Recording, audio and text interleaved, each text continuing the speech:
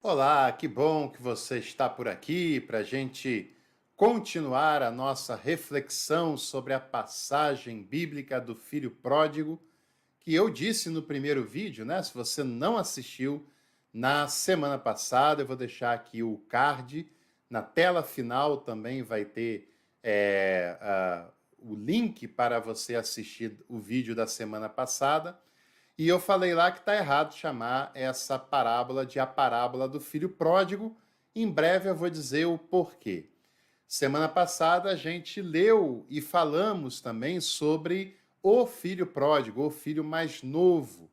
E essa história é uma história que tem outros dois personagens: tem o pai dessa família e também tem o irmão mais velho. É bom não se esquecer dele.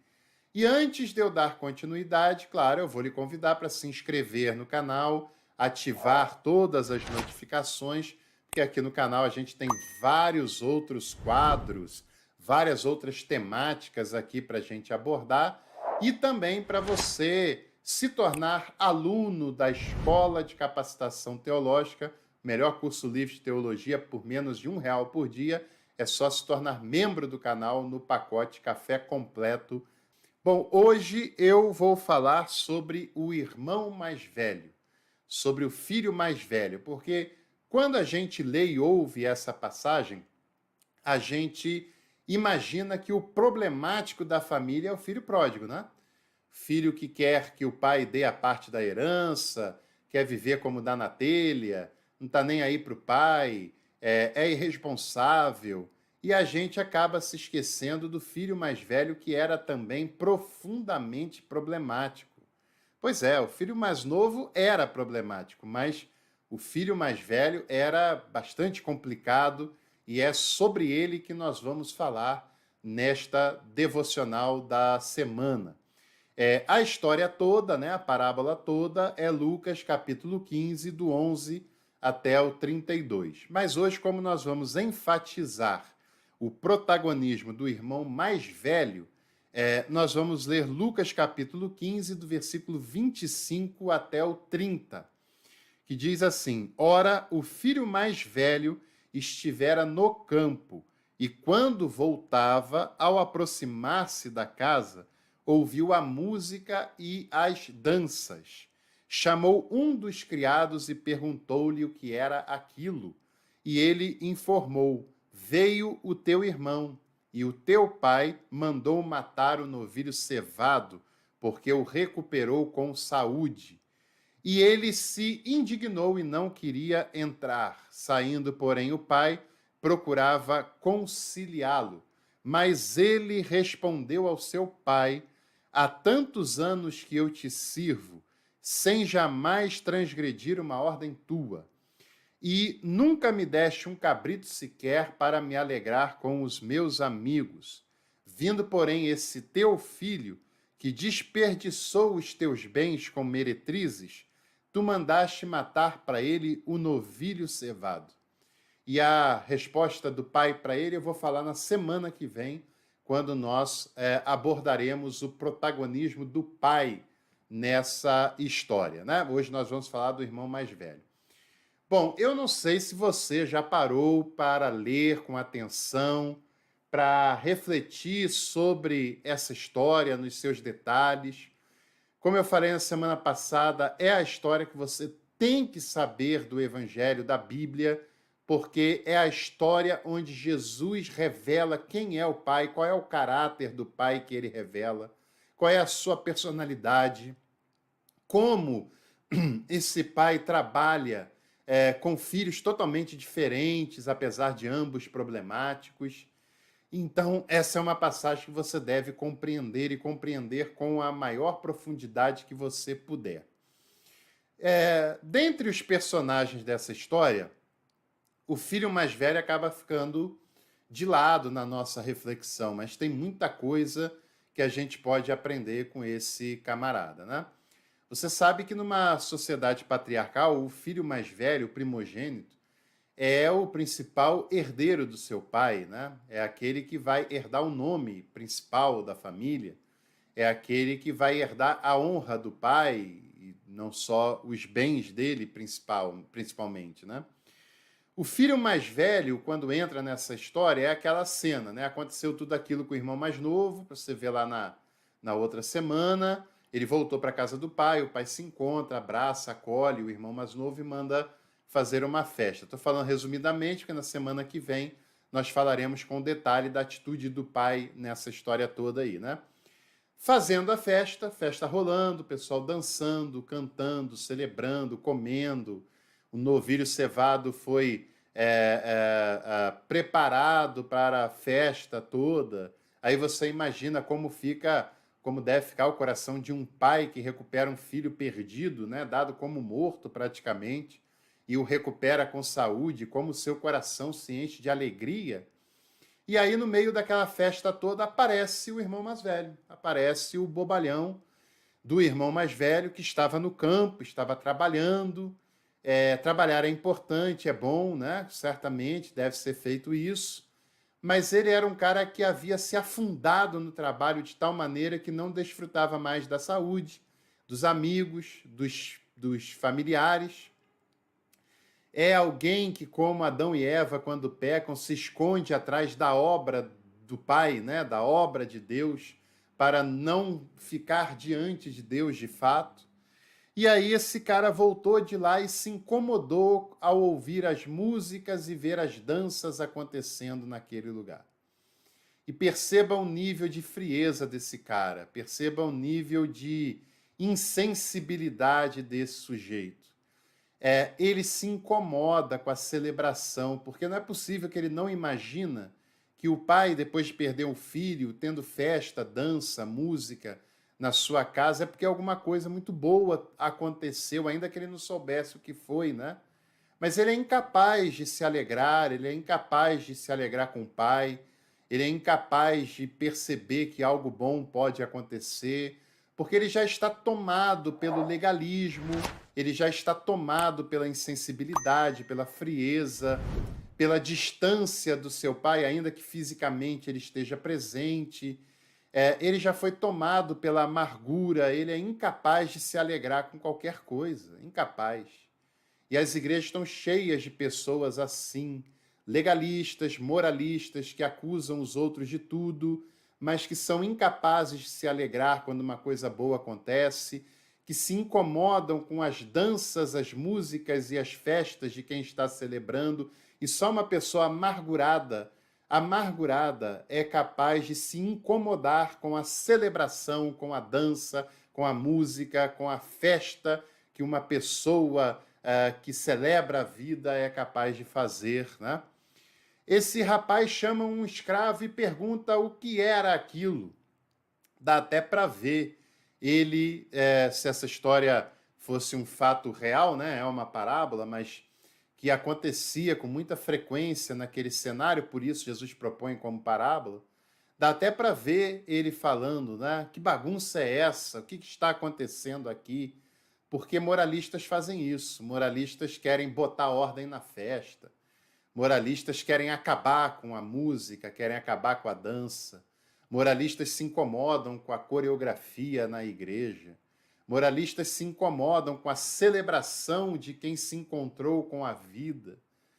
Porque a vida do moralista é a moralidade infértil, improdutiva. A vida do moralista é a não celebração, é a não vida, o semblante sisudo, é o coração amargurado. Essa é a vida do moralista, né? E aí o servo fala com ele, coitado do servo, né? Achou até que ele ia dar uma boa notícia. Falou com o rapaz mais velho o seguinte: olha, veio o teu irmão e o teu pai com alegria mandou fazer uma festa para celebrar esse encontro.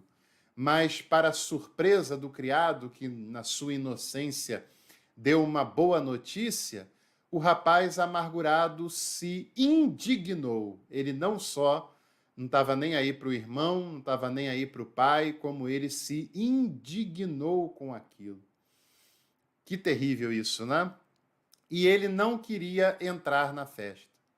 Sabe, aquele bobalhão, aquele insensível, aquele sem noção, que acha que tudo é sobre ele, que acha que o mundo gira em torno dele, que ele sempre tem que chamar a atenção de alguma maneira, que está todo mundo fazendo festa, ele quer contar coisa triste para ser o centro da atenção. Está todo mundo celebrando e falando sobre alguém, mas ele quer puxar a atenção para si. Pois é, esse cara aqui.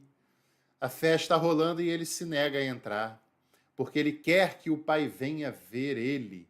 Ele quer que tudo passe a girar em cima dele. E aí o pai vai lá ver o que está acontecendo com ele.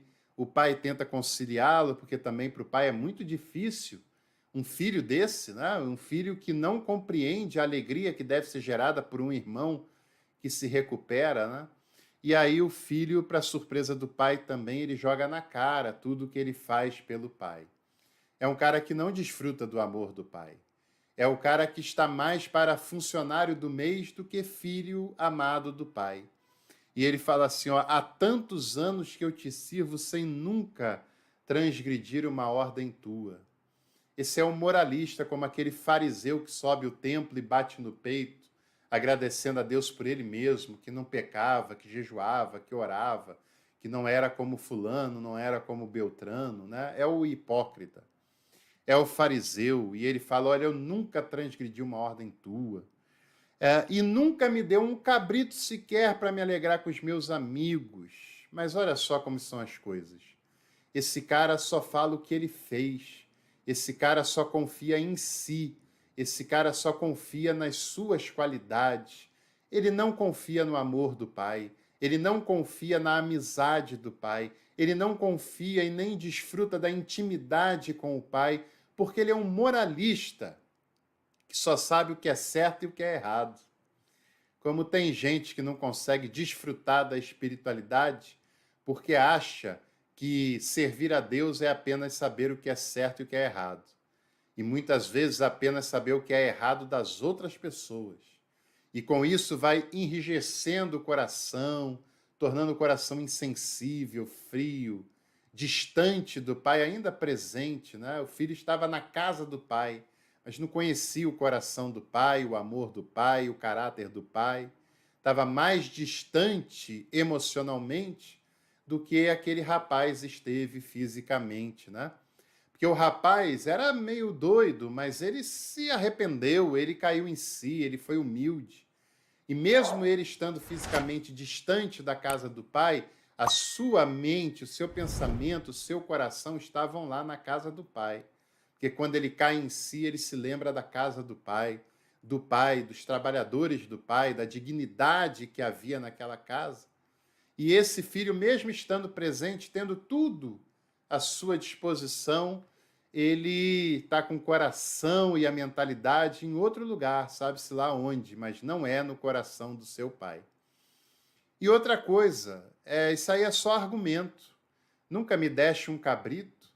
Ele era incapaz de se alegrar. Incapaz, um moralista não se alegra, um moralista é fiscal da vida dos outros. Muitas vezes não vê nem a sua própria, né? E ele não tem amigos, porque moralista não tem amigos. Moralista não constrói amizade. Moralista só constrói coisas infrutíferas e vazias. Moralistas não constroem vida, frutos, relações íntimas, relações sinceras, verdadeiras, apenas relações mascaradas, artificiais, de plástico. Moralistas só constroem espiritualidades de faz de conta, espiritualidades de microfone, espiritualidades de púlpito, que lá se transformam em personagens imponentes, mas a vida real é bem seca e bem vazia, como a deste jovem tão infeliz. E o mais, ele diz assim, olha, há tantos anos que eu te sirvo, e aí veio esse teu filho.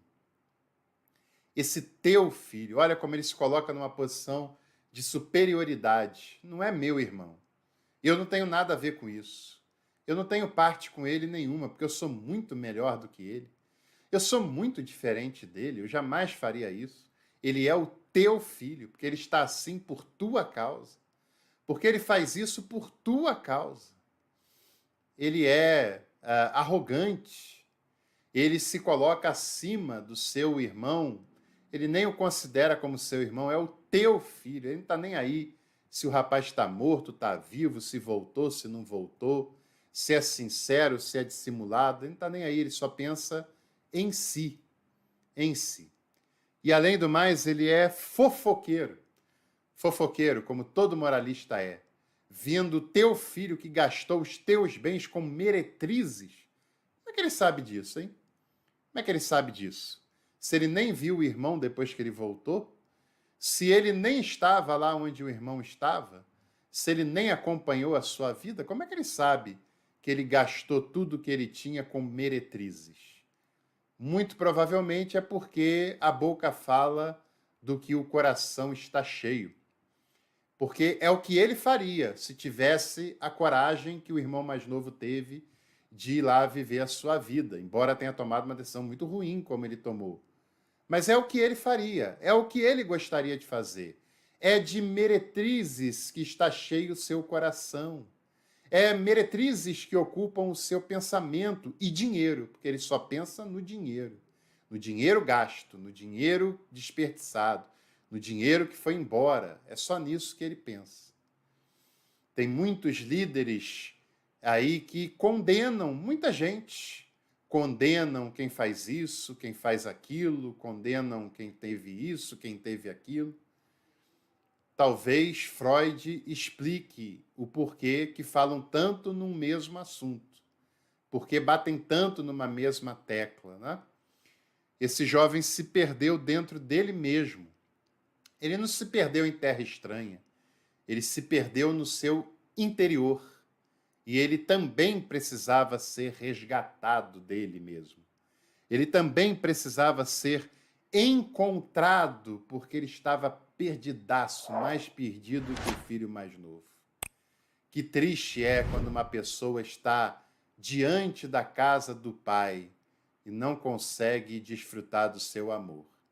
Quando a pessoa está diante de um pai, mas só o vê como alguém que cobra, que pune, que exige, que quer resultados, e não o vê como um Deus de amor, de perdão, de acolhimento, como Jesus revela. Tristeza desse filho, né? Que é a tristeza de muitos e muitos que acham que são felizes só porque estão dentro de uma igreja.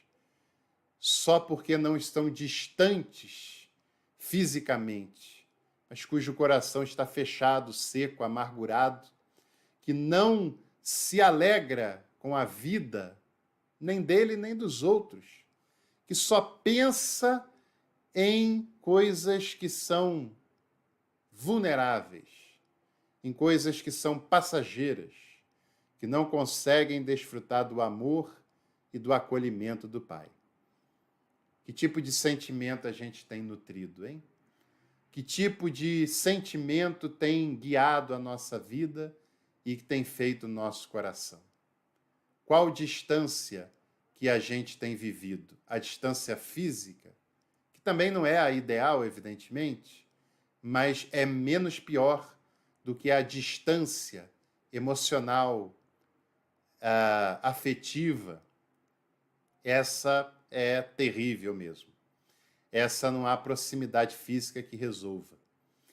Mas o relato de um irmão e do outro é um convite para nós analisarmos qual é a nossa realidade, cairmos em si e nos arrependermos, se for o caso, e procurarmos proximidade com o Pai, mas proximidade afetiva, proximidade de relacionamento, proximidade de coração, de não deixar o coração se esfriar, se enrijecer, de não deixar o coração se tornar materialista e moralista, mas de ter o coração aberto para a graça, o amor e o acolhimento do Pai e o que essas coisas geram em nossa vida para com a vida e para com o outro, para com o próximo. Que essa reflexão te ajude, nos ajude a termos um coração cada vez mais conectado e próximo com o coração generoso e amoroso do Pai e das pessoas que realmente importam para a nossa vida, aquelas que nos amam, independente de qualquer coisa, e para que a partir disso possamos construir relações íntimas, amorosas, respeitosas e construir uma vida real, concreta e de verdade. Ative todas as notificações, compartilhe esse conteúdo. Ao longo da semana, muitos outros conteúdos estrearão por aqui e na próxima semana a gente conclui essa nossa reflexão sobre a passagem do filho pródigo. Até lá, eu te encontro.